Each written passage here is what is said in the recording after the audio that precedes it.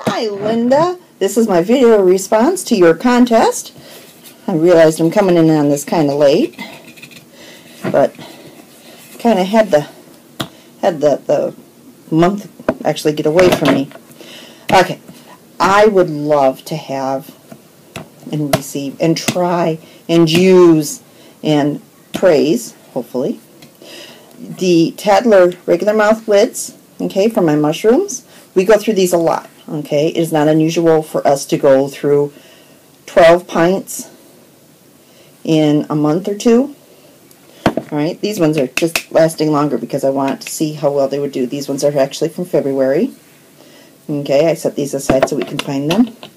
But I wrote about this in my comment. And yes, it's the Better Homes and Gardens. But for your Tattler lids, I will use the ball ones, I promise. Anyways, for opening up my lids, I was using this old-fashioned can opener. We all know these. Cuts the lid, goes down inside of the container, yeah. Okay, alright. But what I was using it for, not so much for opening the cans, because I've got one of the new fangled dangled take off the top of the lid from the side business, but for this little tool right here, okay, you put it on the side and it catches onto the edge. Not sure if I'm caught in here now. Pardon the noise. I have a sick one home who wants to watch TV today. Alright, well, one day I was opening up a jar and I didn't realize that I was opening it up where the top of this ridge went. And I went to go open it up and I thought I was hooked onto the edge of the lid, and I wasn't. I was caught onto this rim, and I went to go pull it up and I actually wound up snapping this jar. And I had shards of glass pretty much contained within the jar, but I wasn't taking any chances. The whole jar wound up being thrown away. So Linda, if I can't win the things, can I at least get the opener? I did go out and I bought one of these regular little church key thingies, okay, and it's got that little ridge on there for grabbing onto the side, okay, and doing it. You got to be very careful when you do it, because otherwise it will take, oh, it didn't do it this time. Normally it takes and it puts a little bend in that rib. Oh, don't worry, these won't go to waste. These are my homemade mushrooms. Num num num.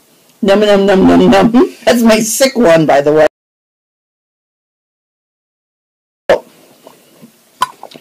But once you use these, if you got a really tight seal and you really have to pry it off, this actually bend up one of the corners, and then it's hard to reseal and stick back in the fridge.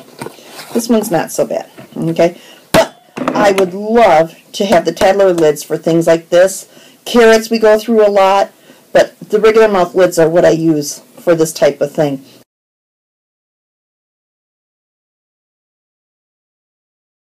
Tomatoes, not so much.